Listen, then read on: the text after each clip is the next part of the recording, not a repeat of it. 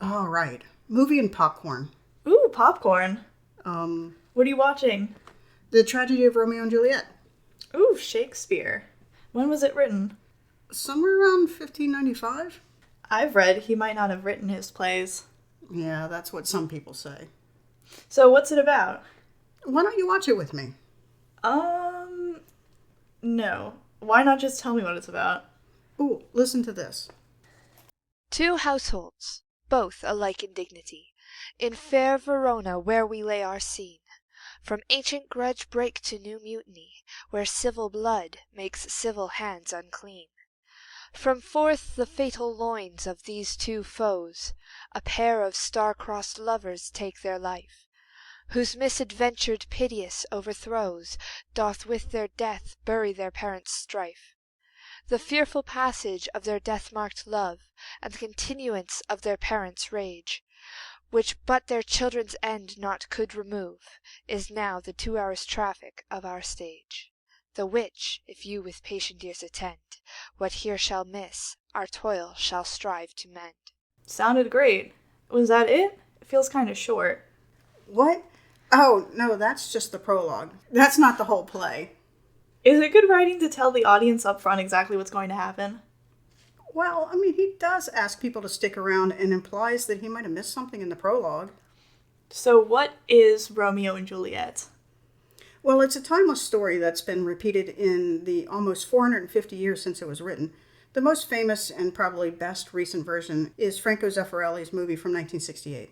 Isn't West Side Story based on it? Yeah. Okay, so you didn't answer my question.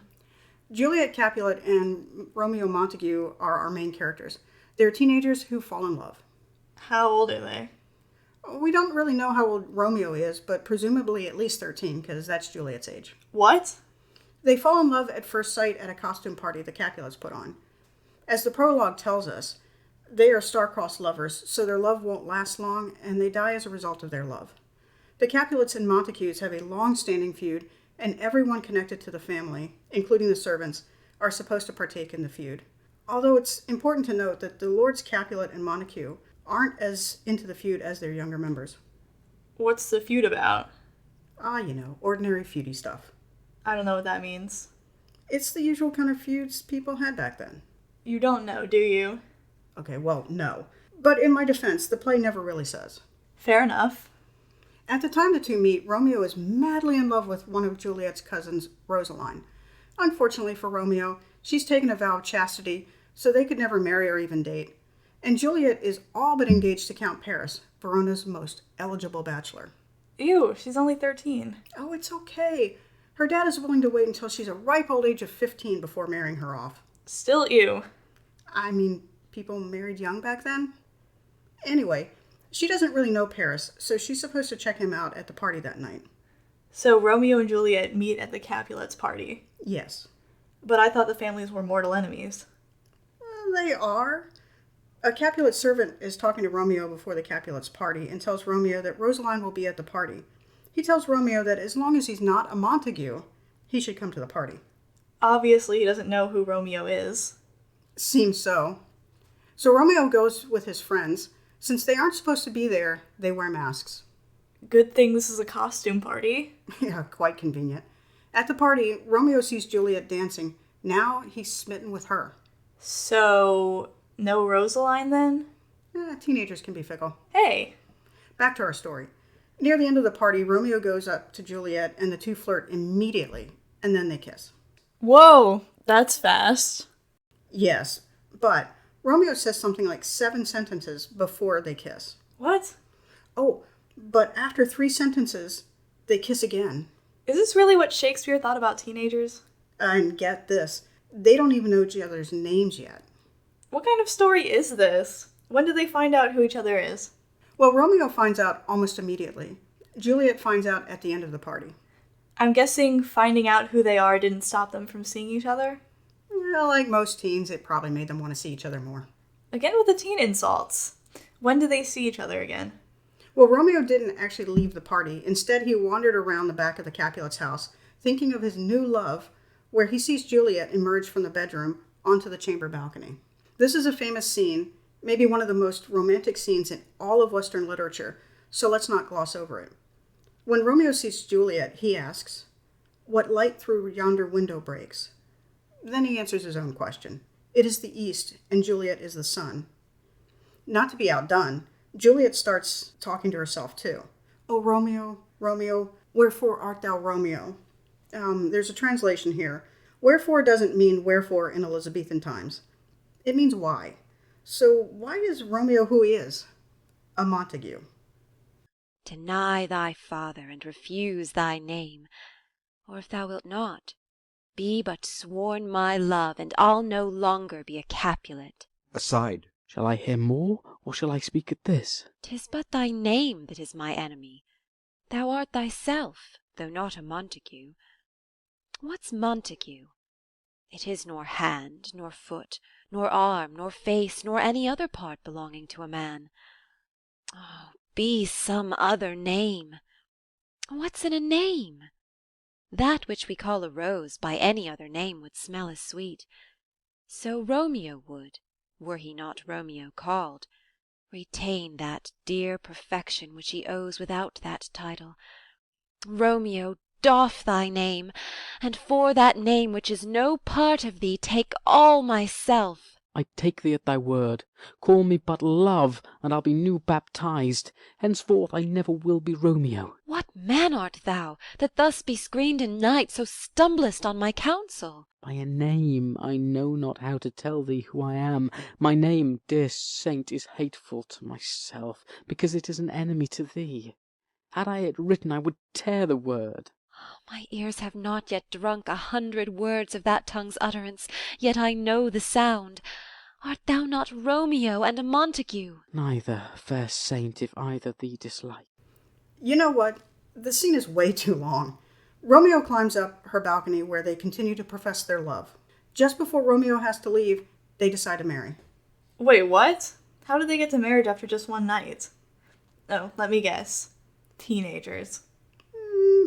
In keeping with their impetuousness, the next day they go to Friar Lawrence and get him to marry them. He marries them? Yes. So the adults in the play, a friar even, don't use their brains? Apparently not. Romeo is in a hurry for marriage. Friar Lawrence scolds him. These violent delights have violent ends, and in their triumph die, like fire and powder, which, as they kiss, consume. The sweetest honey is loathsome in his own deliciousness, and in the taste confounds the appetite. Therefore love moderately, long love doth so. Too swift arrives as tardy as too slow. Friar Lawrence is telling Romeo to slow down. But then he marries them anyway? Yes, Romeo has to slow down, but the friar can move at breakneck speed. I bet their families aren't happy about this. At this point, they don't know. Before Romeo and Juliet have a chance to spend time together, they find out that Juliet's cousin, Tybalt, is out for revenge for Romeo crashing the Capulet party. Oh, and I guess Romeo must go to try to calm things. Yes.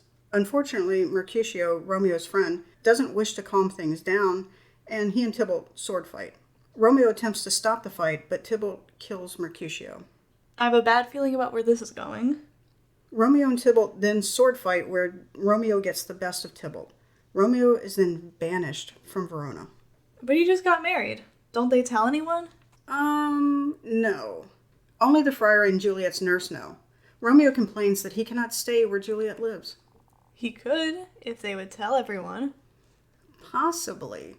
But instead, he seeks the advice of the sensible and practical Friar Lawrence, who tells him to go to Juliet and comfort her. He tells Romeo to leave Verona before dawn. I feel like that's not the best of ideas. I'm thinking the same thing.